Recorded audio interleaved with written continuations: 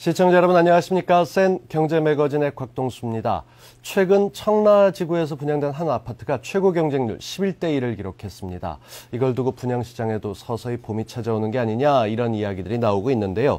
이 올해는 경제자유구역과 서울 외곽을 둘러싼 수도권 2기 신도시들이 대거 분양됩니다. 센 경제 매거진 오늘 첫 순서에는 올해 분양을 앞둔 2기 신도시들의 장단점과 특징을 살펴보는 것으로 시작을 하겠습니다. 더 빠르고 실속 있는 뉴스 더 센 뉴스 시작합니다.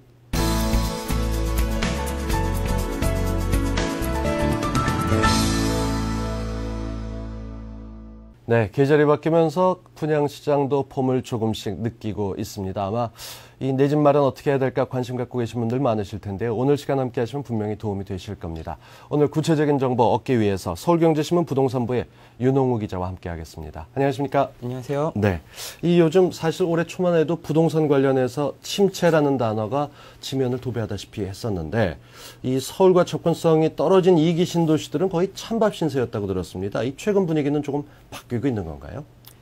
네, 그렇습니다. 올해는 수도권 중에서도 2기 신도시에서만 총 2만 5천여 가구가 분양될 예정입니다. 사실상 수도권 분양에서 가장 큰 시장이라고 생각하시면 될 것 같은데요. 말씀하신 것처럼 지난해까지만 해도 부동산 경기 침체로 2기 신도시에서 줄줄이 미분양 사태가 벌어졌었습니다. 서울과의 접근성이 떨어지고 분양가가 비싸다는 이유로 수요자들이 외면을 했는데요. 네. 하지만 올해는 좀 달라지는 부분들이 있는 만큼 관심을 조금 기울여 보셔도 될 것 같습니다. 일단 고속도로, 경전철 등 2기 신도시의 교통망들이 속속 확충이 되고 있고요. 가장 큰 문제로 꼽히던 서울과의 접근성이 이런 교통망 확충으로 개선되고 있습니다. 그리고 수도권 공공택지의 전매 제한 완화 조치로 전매 제한 기간도 기존 3에서 7년에서 1에서 5년으로 줄었고요. 양도세도 60%에서 100%까지 감면받을 수 있는 길이 열려서 여러 가지 혜택이 많이 생긴 편입니다. 네, 사실 내 집을 어떻게 마련해 볼까 하는 수요자분이라면 2기 신도시에도 정말 좋지라고 생각하셨을 텐데 이런 조건들이 달라졌기 때문에 이걸 감안한다면 더 매력적으로 다가올 것 같습니다. 그렇다면 눈여겨봐야 될 곳은 어딘지 좀 도시별로 짚어보면서 살펴볼까요? 네, 일단 2기 신도시 가운데서도 가장 뛰어나다는 평가를 받고 있는 광교 신도시를 한번 말씀을 드려보겠습니다. 네. 광교 신도시는 수도권 남부권의 대표적인 2기 신도시로 북측으로 판교 신도시, 우측으로 용인의 부촌으로 꼽히는 수지구와 접하고 있습니다. 올해는 총 6개 단지에서 3천여 가구가 분양될 예정인데요. 영동고속도로, 용인-서울간-고속도로, 경부고속도로 등 각종 교통망의 이용이 편리하고요. 서울과의 거리도 25km에 불과해서 차로도 충분히 출퇴근이 가능한 지역으로 볼 수 있습니다. 네. 다만 광교 신도시는 수도권 과밀 억제권역이기 때문에 전매 제한 기간이 중소형은 5년, 중대형은 3년으로 다소 길다는 것이 좀 단점이라면 단점입니다. 네. 전매 기간은 길지만 다른 여건들, 입지나 교통망 등이 좋아서 2기 신도시 가운데서도 블루칩으로 평가를 받는 만큼 수요자들의 관심이 뜨거울 것으로 예상됩니다. 네, 직접 주택을 구입할 예정이 없으시더라도 광교 신도시 얘기는 그 말씀하신 블루칩이기 때문에 많이들 들어보셨을 텐데 이게 전매 기간이 확실히 과밀억제권역이다 보니까 조금 길긴 하군요. 근데 여기가 지난해 말이죠. 분명히 잘 될 것이다라고 예측을 했는데 미분양 사태가 나서 주목받았던 지역 아닙니까? 네, 광교 신도시는 지난해 3.3제곱미터당 분양가가 약 1,200만 원을 조금 웃돈했는데요. 지난해에는 이 분양가가 주변 시세보다 높았기 때문에 분양 성적이 좀 저조한 편이었습니다. 현재도 분양가는 좀 비슷하게 나올 것으로 보이긴 하지만 최근에는 수도권 남부권의 집값이 좀 오르고 있어서 분양 메리트가 좀 생기고 있다는 분석이 나오고 있습니다. 전문가의 의견을 한번 들어보겠습니다. 지난해 이제 일부 광교 신도시에 분양됐던 단지들은 이제 초기 미분양이 이제 발생을 했었는데 이는 이제 주변 집값 하락에 따라서 분양가가 상대적으로 높아 보이는 그런 이유 때문이었는데요. 최근에 이제 경기 남부 지역들이 일부 이제 집값을 다시 회복을 했고, 그다음에 그 지역의 경우에는 주변에 이제 거주하는 수요자들이 기존 주택을 처분하고 충분히 갈아탈 수 있을 만한 자금 여력을 갖춘 수요자들이 많습니다. 그리고 최근에 다시 이제 분양 시장에서 보는 이 규제 완화에 따른 좀 청약 열기로 좀 광교 신도시의 전망을 밝게 하고. 네, 전문가들이 꼽는 투자 최적 지역, 메리트가 높은 지역, 광교 신도시 분양시장을 살펴봤습니다. 이제 그럼 서쪽을 좀 살펴볼까요? 예, 서쪽으로는 김포 한강 신도시와 파주 교화 신도시에서 분양 물량이 대거 쏟아져 나올 예정입니다. 광교 신도시보다는 다소 서울과의 접근성이 떨어지지만 분양가가 상대적으로 저렴하고 또 녹지율이 높아서 좀 친환경적인 신도시라는 장점이 있습니다. 우선 김포 신도시는 김포시 일대에 위치한 대규모 신도시를 말하는데요. 한강변을 따라 수도도시로 지어진다는 점이 매력입니다. 서울 외곽순환고속도로 김포나들목이 차로 10분 거리에 있고요. 향후 김포고속도로와 지하철 5, 9호선, 김포공항역에서 김포 한강 신도시로 있는 경전철이 개통되면 서울과의 접근성도 다소 좋아질 것으로 보입니다. 특히 정부가 최근 경인운하 건설 계획을 확정했는데요. 이 김포터미널 주변으로도 각종 개발이 이루어질 예정이라 김포 신도시에도 각종 수혜가 좀 있을 것으로 보입니다. 네. 올해는 약 5천 가구에서 6천 가구가 분양을 예정하고 있는데요. 분양가는 3.3제곱미터당 약 1,000만 원 수준으로 예상하면 될 것 같습니다. 중대형이 1년, 중소형이 3년으로 전매 기간이 짧기 때문에 계약 후 1년이면 중대형을 팔 수 있고 중소형도 입주 시기에 맞춰서 팔 수 있습니다. 네, 이 강남 쪽 접근성에 좀 떨어질지 모르지만 녹지율이 상대적으로 높고 이 평당 가격도 낮다 이러면 충분히 관심을 가져볼 만한데 여기에 개발 호재까지 있다. 이 관심 있으신 분들 잘 살펴보고 계실 거라 믿습니다. 이 파주 교화 신도시 같은 경우는 이미 분양이 시작됐다고요? 네, 그렇습니다. 지난달부터 분양이 시작됐습니다. 파주 교화 신도시는 수도권, 서부권의 대표적인 2기 신도시로 일산 생활권과 가까운데요. 정부가 유비쿼터스 시스템을 도입한 최첨단 도시로 만들겠다는 계획을 세워놓고 있습니다. 교통 여건을 보면 오는 6월 경의선 복선전철이 개통될 예정이어서 용산까지 약 40여 분 만에 주파가 가능할 것으로 보이고요. 네. 올해 분양을 받을 경우 입주 5년간 양도 차익이 모두 비과세된다는 장점이 있습니다. 분양가는 3.3제곱미터당 1,000만 원을 조금 웃돌고 있는데요. 최근 파주 신도시에서 분양한 한양 수자인 아파트의 경우 청약 경쟁률이 청라지구와는 달리 저조한 편이었습니다. 네. 아무래도 인근 생활권인 일산 지역의 인구 유입이 크게 늘어나지 않고 있고요. 집값도 좀 내림세를 보이고 있기 때문인데요. 2기 신도시 중에서도 조금 더 시간이 흘러야 제자리를 잡을 수 있지 않을까 이런 전망이 나오고 있습니다. 네, 일단 광역교통망이 대거 확충되다 보면 분명히 삶의 질도 달라지지만 이 평가도 새롭게 나갈 수 있을 것 같은데 이렇게 개선된 분양 여건 속에서 분양을 받아야 되나 말아야 되나 고민하는 모습들이 조금씩 보입니다. 이 청약에 앞서서 꼼꼼히 살펴봐야 될 점도 좀 짚어주시죠. 네, 일단 수요자들이 가장 먼저 버려야 할 것은 빨리 가격이 오를 것이라는 과도한 기대감인 것 같습니다. 네.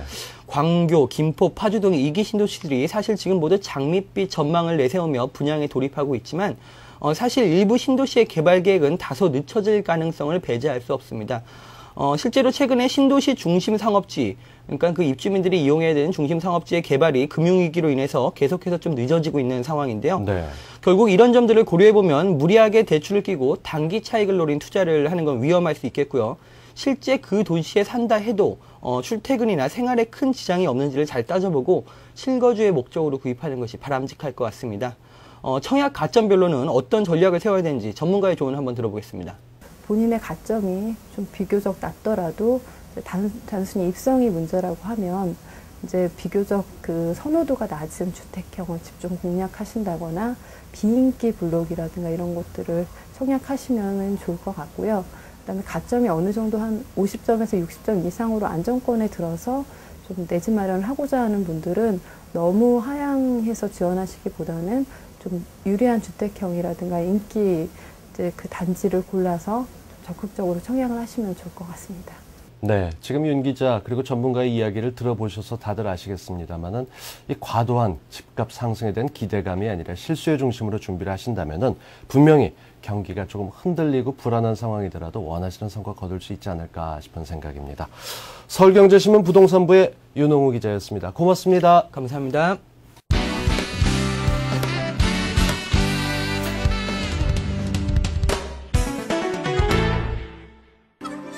하늘 높은 줄 모르고 치솟는 장바구니 물가.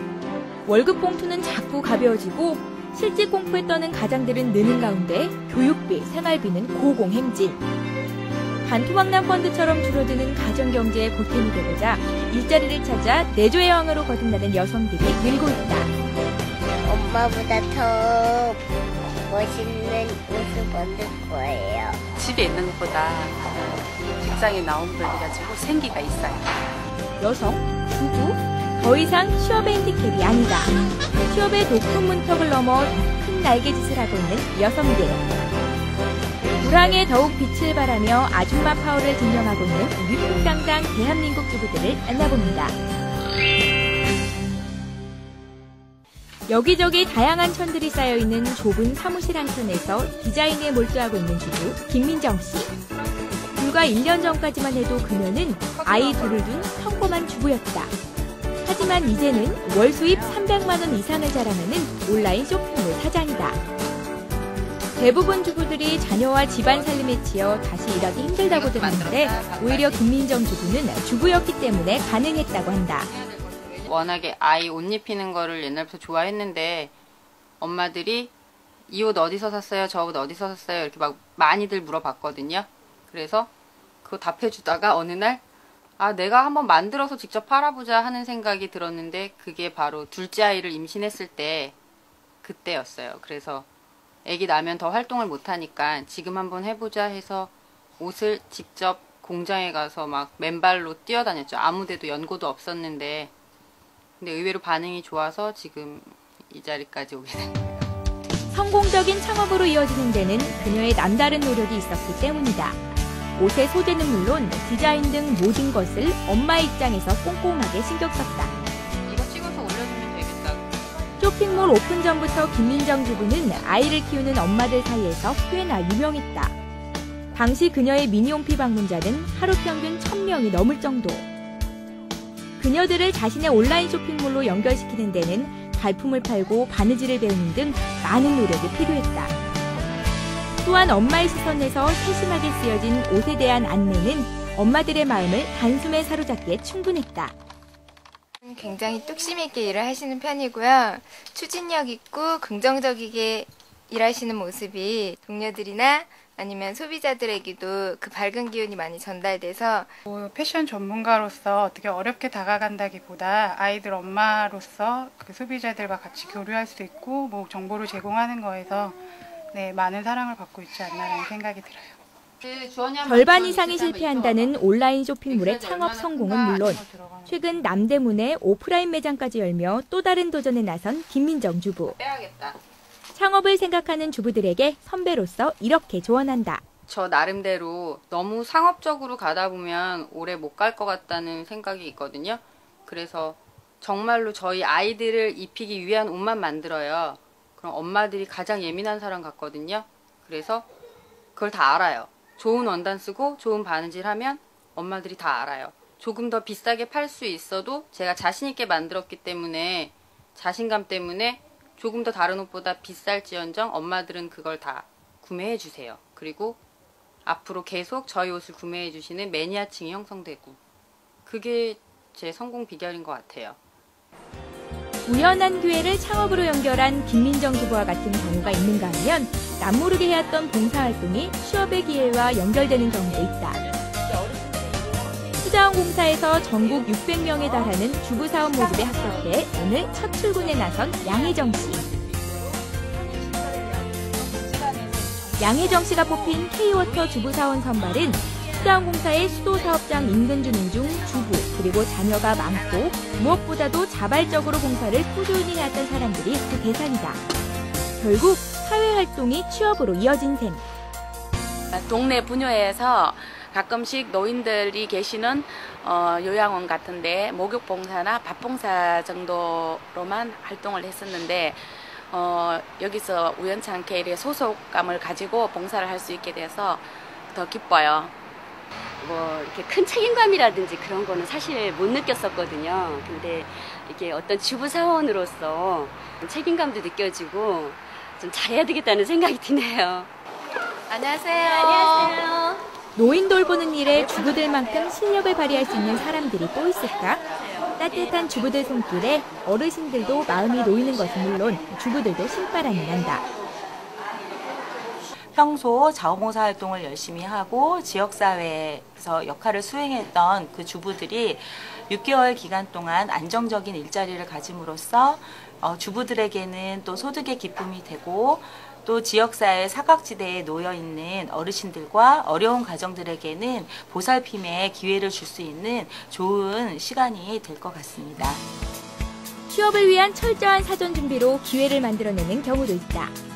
결혼 전 자신의 전공이나 자격증을 이용하는 것도 하나의 방법. 실제로 우체국 용역 경비원 중 여성의 비율은 43%를 차지할 정도.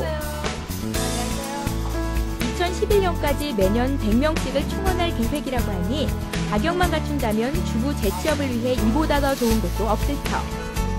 양정희 씨와 같은 주부경비원의 성실한 근무 태도와 친근함은 고객들에게도 좋은 반응을 얻고 있다.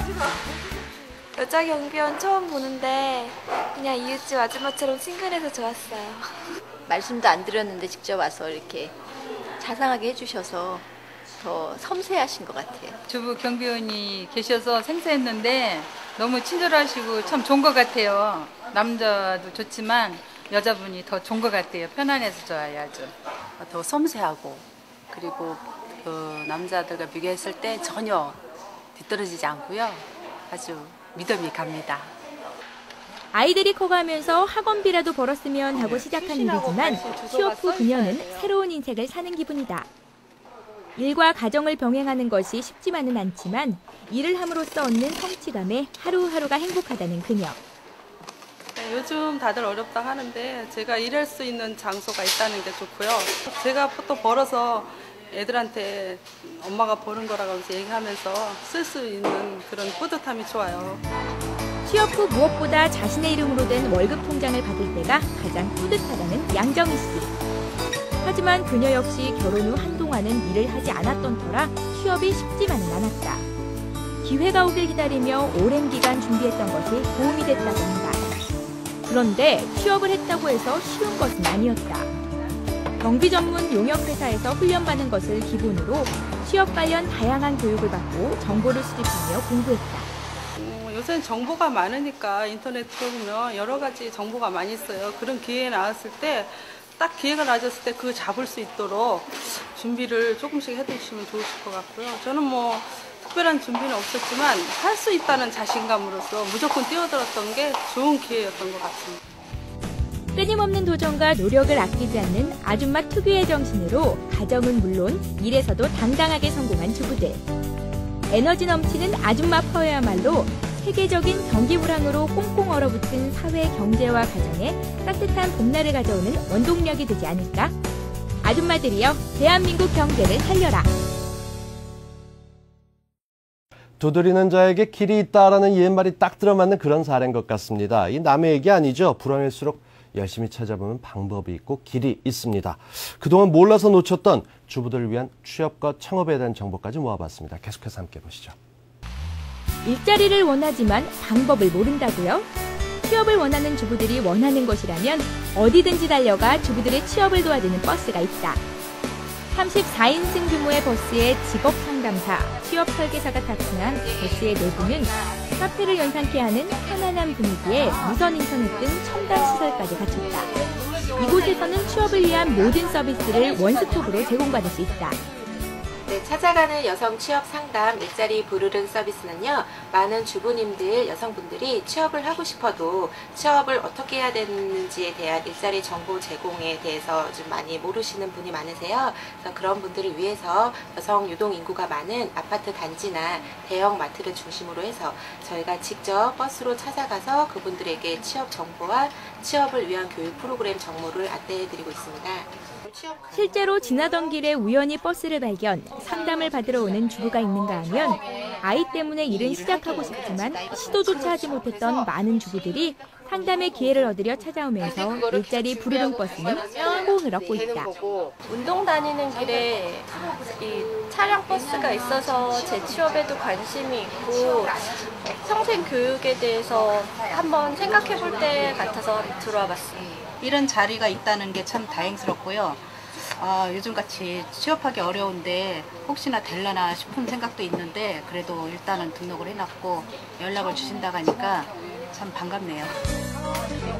부르릉 일자리 상담 이동 버스가 제공하는 서비스는 취업 상담과 정보 제공만이 아니다. 사회와 단절되어 있는 여성들의 취업에 대한 두려움, 그리고 직장 여성들의 직장 내 애로사항까지 상담할 수 있는 오롯이 여성들을 위한 공간이기도 하다. 예, 저희 부르릉 버스는요, 한 구에 이틀씩 버스 2대가 나눠서 운행이 되고 있습니다. 상담 시간은 오전 10시 30분부터 오후 5시까지입니다. 저희 운행 일정을 아시고 싶으신 분은 여성능력개발원 홈페이지에서 확인하실 수 있습니다. 이동버스에서 취업에 대한 가이드라인을 제시해줬다면 서울시 여성능력개발원에서는 취업이나 창업을 구체화할 수 있는 길을 찾을 수 있다.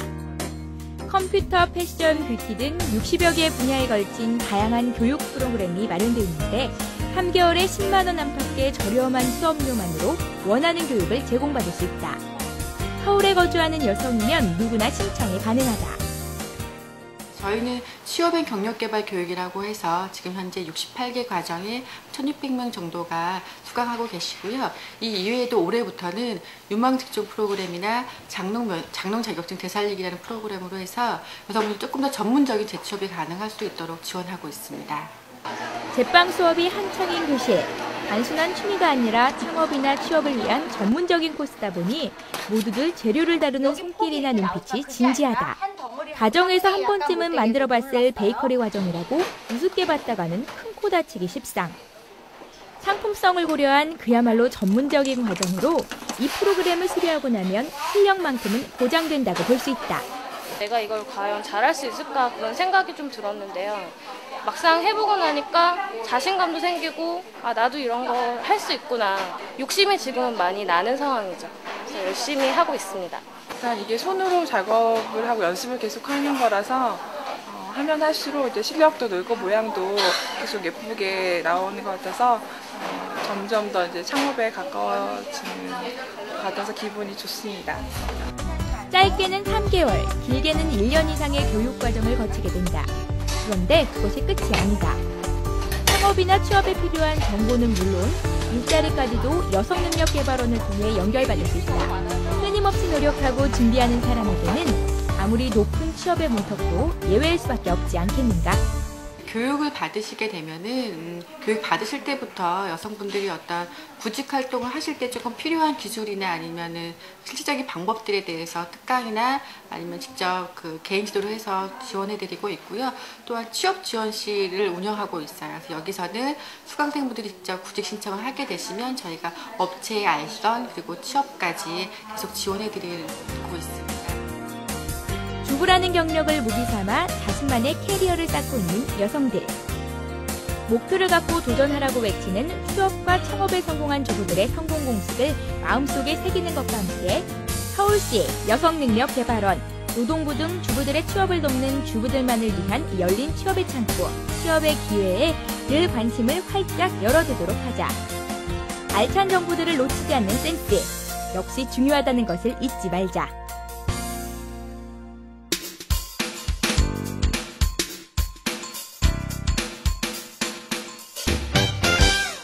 전문가와 함께하는 잘 벌고 잘 사는 법, 세금을 줄여서 돈 버는 방법 알아보고 있는데요. 오늘은 1세대 3주택자의 세금 노하우 알려드립니다. 실속 있는 부동산 재테크의 모든 것, 오늘도 김종필 세무사 나와주셨습니다. 어서 오십시오. 안녕하세요. 안녕하세요. 이 요즘같이 사실 불확실한 시대에는 어떻게 재테크를 해야 될지 참 고민들이 많습니다. 네. 특히나 이 주택을 한 채도 아니고 세 채씩 갖고 있다 보면 이 매각하는 것에서도 걱정거리가 여러 가지 많은데요. 그렇죠. 어떻게 하면 세금을 줄이면서 팔 수 있는지 노하우를 좀 알려주십시오. 예, 일단은 그 매도 부분이기 때문에 큰 그 의사결정 틀을 갖다가 마련을 갖다 해놓으셔야 될 것 같은데요. 네. 이제 잠깐 내용 갖다 보시면서 설명 갖다 드리도록 하겠습니다. 일단은 1세대 3주택 같은 경우에는 이제 세금이 워낙 많다 보니까 그 매각 순서에 따라서 세금이 상당히 많이 달라질 수가 있습니다. 네. 그래서 그 순서에 따라서 여러 가지 변수를 갖다 주면서 세금이 어떻게 달라지는지 그 부분을 갖다 먼저 점검 갖다 하셔야 되고, 그 다음에 이 세금만 가지고 판단을 갖다 하면은 오류가 일어나게끔 돼 있습니다. 그래서 두 번째로 체크를 갖다 하셔야 되는 부분이 현재 시세를 갖다 체크를 갖다 하시고, 그 다음에 앞으로 이제 상승 가능성 부분을 갖다 가늠을 해보셔야 되겠죠. 그래서 이 지역의 발전 가능성이라든지 어떤 추가적인 어떤 재료가 있는지 네. 이런 부분을 갖다 파악을 갖다 하신 다음에 최종적으로 세금 부분하고 이 시세 변동 가능성 부분을 갖다가 결합을 갖다 시켜가지고 의사결정을 갖다 하시도록 그렇게 순서를 갖다 정하시면 될 것 같습니다. 네. 이 준비를 평소에 하셨던 분이라면 매각 순서가 중요하다 상당히 알고 계신 분들이 많겠습니다만 또 그렇지 못한 분들은 그래? 하고 솔깃하실 수 있는 내용입니다. 그렇죠. 이 1세대 3주택자의 세금은 구체적으로 어떻게 과세됩니까? 예, 뭐 아시겠지만은 1세대 3주택 이상 같은 경우에는 이제 양도세 중과 대상이냐 네. 아니냐가 이제 상당히 중요한 내용인데요. 양도세 중과 대상이 아니다라고 하면 우리가 보통 얘기하는 이제 장기 보유 특별공제도 받을 수가 있고요. 그다음에 이제 세율 부분도 이제 보유 기간에 따라서 낮아지는 그런 차등 세율을 갖다 적용받을 수가 있습니다. 그렇지만 양도세 중과 대상에 해당이 되면 오랫동안 보유를 갖다 했어도 장기 보유 특별공제가 적용되지 않으면서 네. 그다음에 세율도 단일 세율로 해서 중과가 되도록 그렇게 되어 있습니다. 자, 다만 이제 그 2009년도하고 2010년도에 매도 또는 취득하는 경우에는 조금 이제 세율을 갖다가 완화를 갖다 시켜놨는데요. 그 내용 갖다 한번 표를 갖다 보면서 말씀을 갖다 드리도록 하겠습니다. 예. 자, 일단은 2000말 현재로 해서 3주택 이상이 해당이 됐다라고 하게 되면 원칙적으로는 60% 중과 대상이지만 2009년도에서 2010년도 사이에 매도를 갖다 하게 되면 3주택 상태에서 매도하는 건 45%짜리, 그다음에 그 이하로 떨어졌을 지역에는 저번 시간에 말씀드렸던 2주택자가 되겠죠. 네. 2주택자에 대한 세금이 적용이 되도록 되어 있습니다. 그다음에 이제 마지막에는 한 주택자에 대한 세금 이렇게 정리가 되겠죠. 그렇겠죠. 그래서 45%를 갖다 적용받는 대상을 갖다 뭐로 할 거냐에 대한 선택의 문제가 필요합니다. 이 기간이 지나버리게 되면 60%짜리로 다시 회귀를 하고요. 그다음에 2주택자 부분에 대한 50% 중과 문제로 다시 되돌아오도록 되어 있기 때문에 2009년도와 2010년도 부분에 있어서 의사결정 부분을 갖다 좀 하실 필요가 있을 것 같습니다. 자, 그다음에 요거는 이제 매도라는 측면에 맞춰서 이제 말씀을 갖다 드렸는데요. 그게 아니라 이제 신규로 취득한 부분이 있다라고 하게 되면 그 신규 취득한 부분에 대해서도 그 양도세를 갖다 조금 완화를 갖다 해놨습니다. 다만 이제 그 신규로 취득한 부분에 대해서는 요 기간 내에 매도를 갖다 하도록 그 유도를 갖다 해놓게 되면 단기 보유한 상태에서 매도하는 경우에 해당이 되기 때문에 네. 세율이 1년 미만짜리면 50%, 그다음에 1년 이상 2년 미만짜리면 45%짜리가 그 적용이 되도록 되어 있습니다.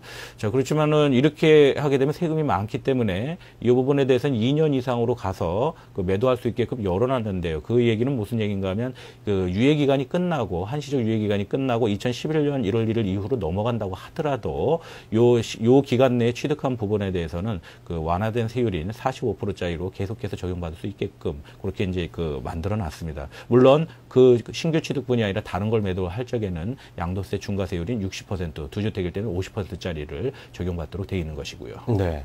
이 매각 순서도 중요하고 양도세 중과 대상인지 아닌지에 따라 세율이 달라지기 때문에 이게 굉장히 알아두는 게 필요할 것 같은데요. 그렇습니다. 양도세 중과 대상인지 여부는 어떻게 판단합니까?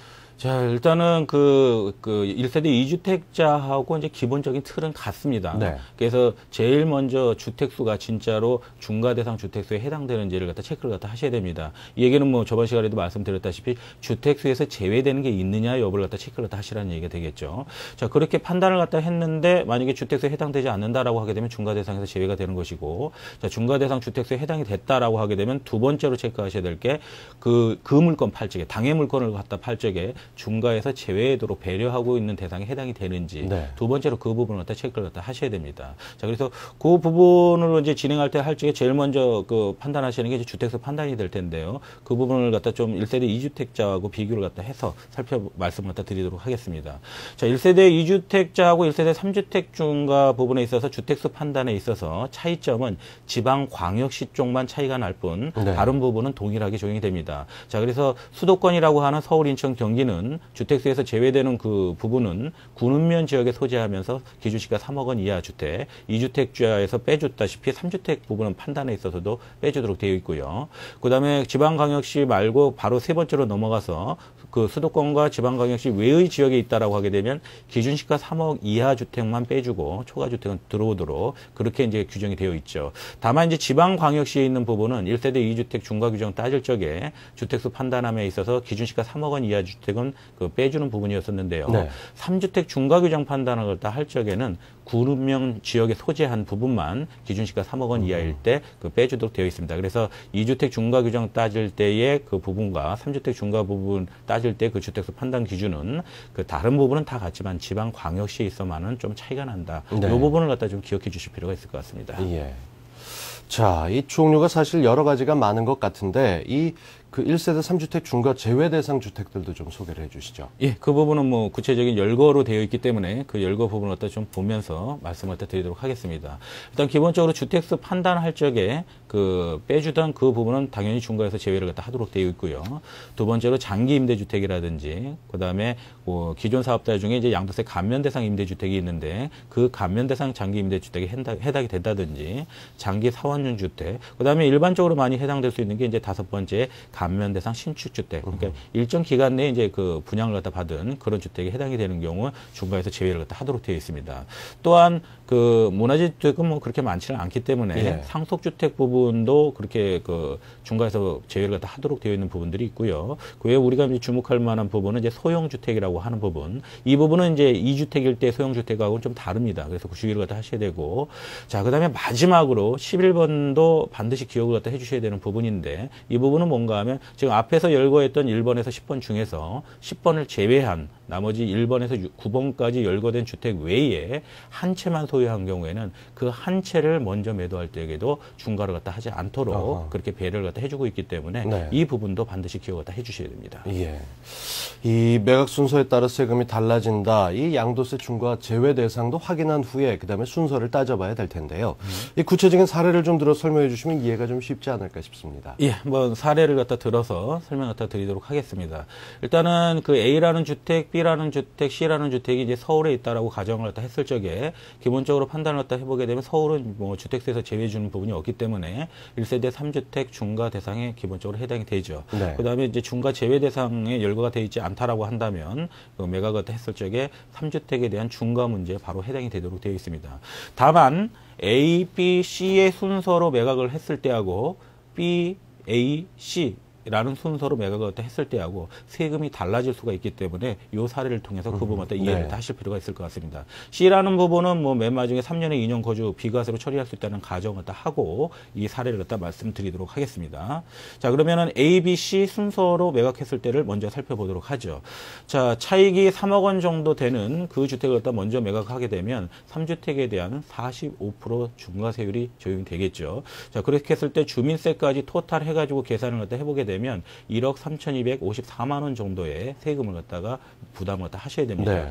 그 다음에 B주택을 갖다가 매도한다라고 하게 되면 지금 현재 6%에서 35%짜리로 완화가 되어 있기 때문에 1억 원 부분에 대해서 그 세율을 갖다 적용해서 산출을 갖다 하게 되면 2,065만 원 정도가 발생했다 하는 그러네요. 것이고요. 나머지 이제 C주택을 갖다 매각한다라고 하게 되면 뭐 비과세요건 충족했다고 가정을 했으니까 세금이 전혀 없는 그런 상태가 됩니다. 그래서 A, B, C 순서로 매각했을 때에 총 부담해야 될 세금은 여기서는 1억 5,319만 원 정도의 그 세금을 갖다 부담을 갖다 하셔야 됩니다. 네. 자, 그러면 차익이 적은 B주택을 갖다가 먼저 매각하고 후순위로 차익이 많은 A주택을 갖다 매각한다는 전제를 갖다 깔게 되면 어떤 식으로 세금이 변화가 되는지 그 부분을 갖다 좀 살펴보도록 하죠. 자, 일단은 차익이 적은 1억 원이라고 하는 그 B주택이 되겠죠. 위가 좀 다른데 그 1억 원에 대해서 45%를 갖다 적용을 갖다 하게 되면 주민세 토탈에서 4,344만 원 정도의 세금을 갖다 부담을 갖다 하셔야 됩니다. 네. 물론 앞으로 돌아가 보셨을 때 2,065만 원보다는 좀 늘어나는 형태가 되겠죠. 자, 그런데 3억 원짜리 부분에 대해서 이제 그 6%에서 35%짜리가 적용이 되니까 8,996만 원 정도로 그 줄어들게 되죠. 자, 그러면 앞에서는 한 1억 3,254만 원 정도였었는데 지금은 8,996만 원 정도로 그 줄어들었으니까 결국은 뒤에 그 A라는 주택은 세금이 줄어드는 형태가 될 것이고 네. B라는 주택은 세금이 늘어나는 형태가 되는데 플러스 마이너스를 갖다 해보게 되면 어느 쪽이 더 유리한지 그런 결론이 되겠죠. 그래서 C라는 주택은 세금이 없다라고 가정을 갖다 하게 되면 이때 부담할 총 세금은 1억 3,340만 원 정도가 됩니다. 그러면 A, B, C 순서로 매각했을 때보다 한 1,979만 원 정도의 세금이 줄어드는 효과가 발생을 하게 되는 것이죠. 네. 차익이 적은 것부터 먼저 고세율로 되는 걸 처리하고 그 다음 걸 높였는데 계산 방식에 지금 들어주신 사례에서는 BAC로 판 게 가장 많이 나왔다. 세금을 줄일 수 있다. 줄일 수 있다. 네, 이게 한 뭐 1,979만 원, 지금 사례긴 합니다만 거의 1,000만 원 훨씬 넘고 2천만 원 가까운 금액을 줄일 수 있어서 그렇죠. 이건 정말 눈 크게 뜨고 잘 살펴봐야 될 것 같습니다. 근데 최근 소식을 들어보면 1세대 3주택자 이상의 소유자들에 대해서 양도세를 추가로 완화하는 방안이 추진되고 있지 않습니까? 예, 임시국회에서 이제 통과가 된다면이라는 이제 전제를 갖다 깔아야 되는데요. 임시국회에서 이제 통과가 된다라고 하게 되면은 그 2009년 3월 16일 이후 매도분부터 소급 적용할 내용입니다. 자, 그 내용은 장기 보유 특별공제는 적용해주지 않으면서 이제 세율을 갖다가 완화를 갖다 해준다라는 부분이 되는데요. 세율을 갖다 완화를 갖다 해주는 부분은 보유 기간에 따른 세율을 갖다가 적용한다는 그런 내용이 되겠죠. 그래서 네. 1년 미만이면 50%, 1년에서 2년짜리면 40%, 그다음에 2년 이상이면 6%에서 35%를 갖다 적용할 예정입니다. 자, 다만 논의 과정에서 이 부분이 약간 이제 그 당초 안보다 좀 달라진 부분이 있는데요. 그 부분은 모든 지역에 대해서 이 부분을 갖다 열어놓으려고 했었던 부분이 그렇죠. 예. 비투기 지역하고 투기 지역하고 지금 구분을 갖다 하는 쪽으로 정리가 되고 있는 것 같습니다. 그래서 비투기 지역에 관련된 부분은 그 당초 안대로 처리가 되는 그런 형태가 될 것으로 예상이 되지만 그 투기 지역에 관련된 부분은 탄력 세율을 갖다 추가 적용할 예정인 걸로 그렇게 진행이 되고 있습니다. 네. 그래서 이 부분은 명확하게 임시국회에서 통과되는지 여부를 갖다 확인을 갖다 하신 다음에 최종 의사결정을 갖다가 하시는 쪽으로 정리를 갖다 해주시는 게 좋을 것 같습니다. 일단 2009년 3월 16일 매도분부터 소급 적용이 될지도 모른다. 그리고 장기 보유만큼은 아니지만 그래도 오래 갖고 있으면 조금씩 깎아주겠다. 이게 정부의 아닌데 투기 지역, 비투기 지역으로 나눠서 적용이 되게 되면 서둘러 파셨던 분들은 이게 좀 어떻게 되는 건가 좀 고민도 좀 되시겠습니다. 그렇죠. 예. 세금을 낸다는 건 늘 어렵고 부담스럽습니다. 결국은 그렇게 되면 세금은 어떻게 되는 건지 예를 들어서 좀 한번 살펴볼까요? 예, 그 안대로 만약에 통과가 된다라고 해서 가정을 갖다 했을 적에 어떤 식으로 이제 세금이 달라지는지 그 부분을 갖다 표를 보면서 말씀을 갖다 드리도록 하겠습니다. 네. 자, 일단은 사례는요, 좀 차익이 많은 걸 갖다가 가정을 갖다 했는데요. 98년도에 3억 원의 취득을 갖다 해서 현재 14억 원 정도가 돼서 한 11억 원 정도의 차익이 발생했다라는 걸 갖다 가정을 갖다 해서 말씀을 갖다 드리도록 하겠습니다.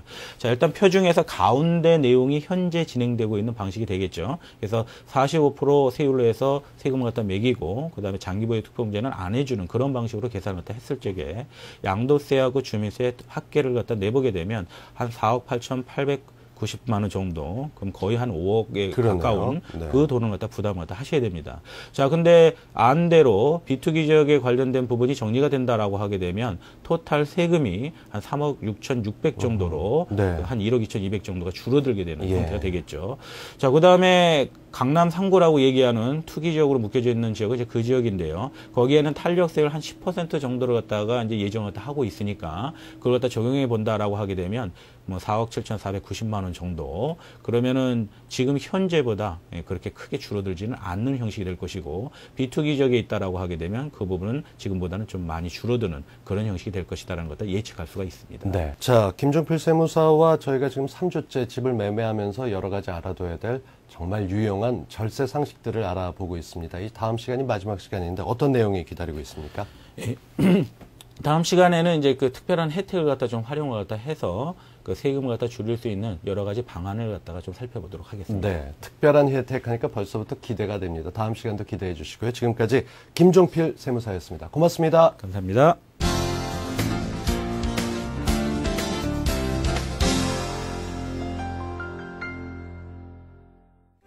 따스한 봄 기운에도 여전히 꽁꽁 얼어붙은 경제 위기. 하지만 시민들의 기부 활동은 꾸준히 증가하는 추세다. 다소 생소했지만 어느새 우리 일상 속에 자리 잡은 기부 문화. 그 중심엔 비영리 단체 아름다운 재단이 자리하고 있다. 투명한 운영과 다양한 캠페인으로 나눔을 더욱 빛나게 하는 사람들. 오늘 퍼스트 클래스는 작은 나눔으로 세상을 바꾸는 아름다운 재단의 윤정숙 상임이사와 함께합니다.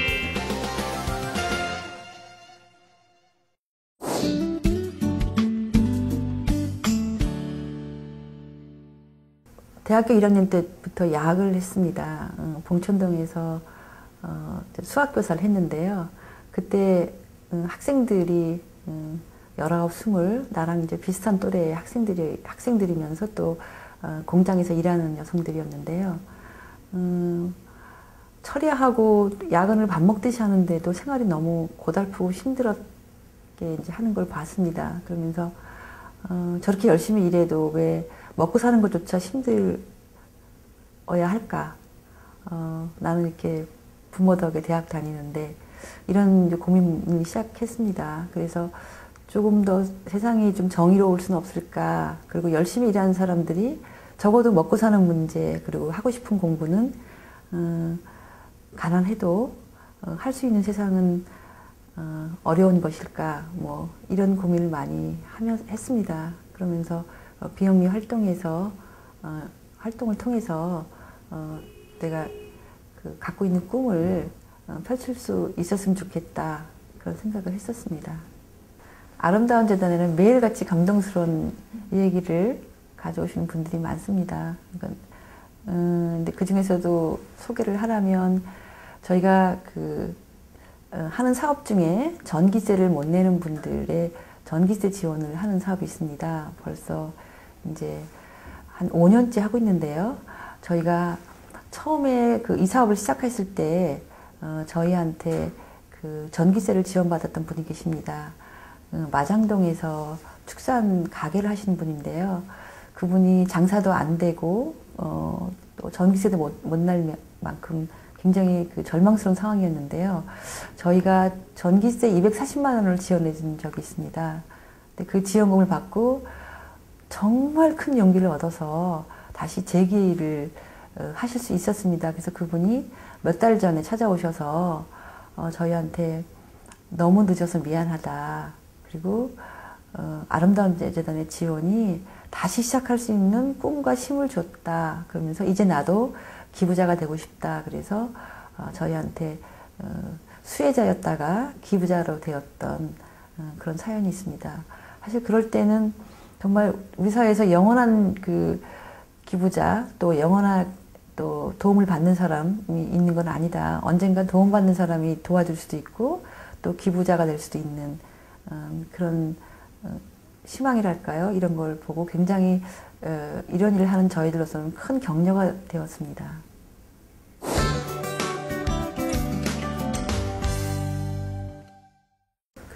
경제 불황이 기부에 미친 영향은 적지 않습니다. 그런데 저희 아름다운 재단을 통해서 보면 기업 기부는 조금 줄어든 것 같아요. 기업이 어려워서 그럴 수 있었겠죠. 근데 개인 기부는 오히려 늘고 있는데요. 10,000원, 20,000원 소액을 기부하는 분들이 숫자는 이제 증가하고 있습니다.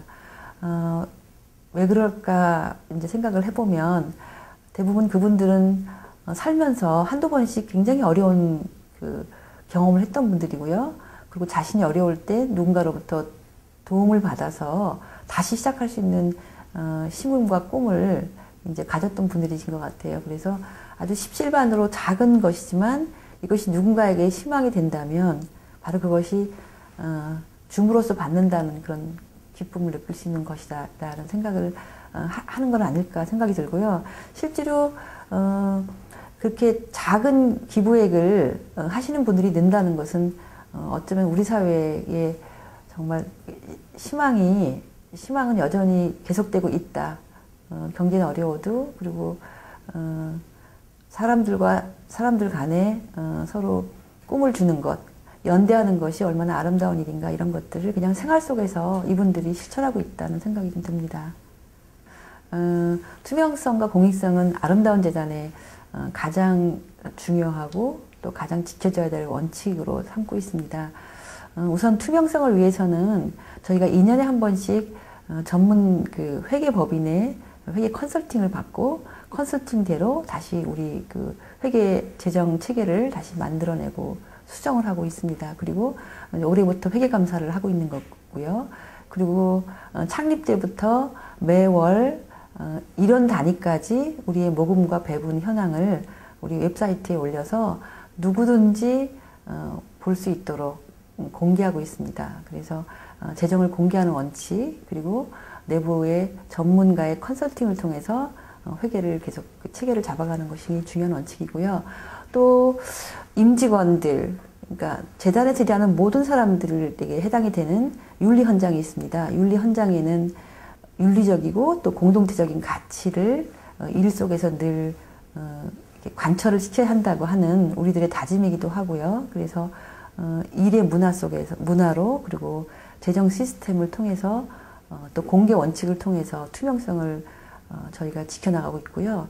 그리고 배분할 때도 아주 독립적으로 운영되는 배분위원회가 있습니다. 그래서 모금을 가장 필요한 사람, 필요한 단체에 효율적으로 전달될 수 있도록 늘 이제 독립적인 위원회를 통해서 기금이 잘 집행되고 있습니다.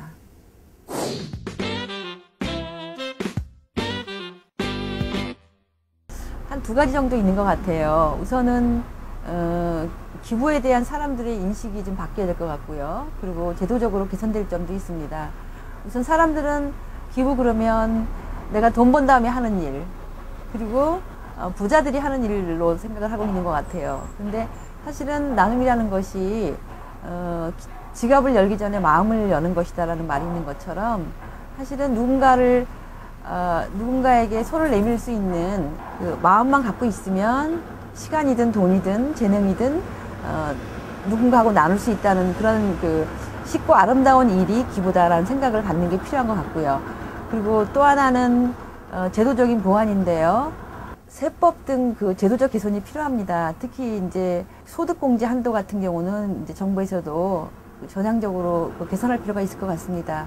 사실 미국 같은 경우는 개인 기부 세계 1위잖아요. 그런데 그런 데는 소득공제 한도가 100% 정도가 됩니다. 근데 우리는 아직도 10% 정도에 머무르고 있어서 개인들의 기부하려는 마음을 제도적으로 뒷받침해주는 보완책이 더 필요하다고 생각을 합니다. 예, 나눔은 봄이다 이렇게 얘기하고 싶습니다. 봄에는 그 빈 들에도 새싹이 나고 또 삭막한 빈 가지에도 나뭇잎이 파란 나뭇잎이 납니다. 나눔은 바로 나누는 사람의 인생에 이렇게 그 새싹이고 나무 가지에 핀 그 연두색 그 이파리처럼 그런 꿈을 가져다 주는 것 같고요.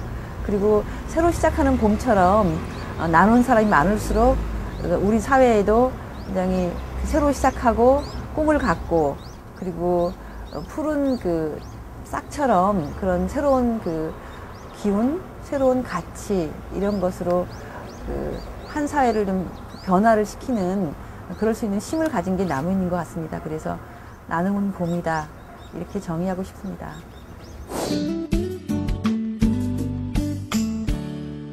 아름다운 재단의 모토가 자선을 넘어 변화로입니다. 올해 목표는 이렇게 함께 변화를 꿈꿀 수 있는 기부자가 10만 명이 되면 좋겠다.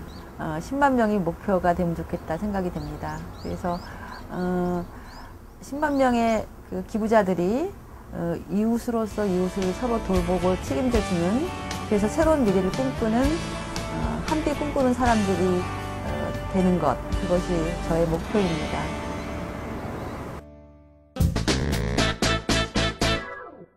네, 벌써 마칠 시간입니다. 끝으로 정보 한 가지 전해드리겠습니다. 올 들어 4월까지 기업 구조조정 등으로 퇴직한 근로자분들 이미 납부한 퇴직소득세 가운데 퇴직소득세 미공제분을 환급해 드립니다. 국세청이 어려운 상황을 고려해서 올해만 한시적으로 실시하는 거니까요.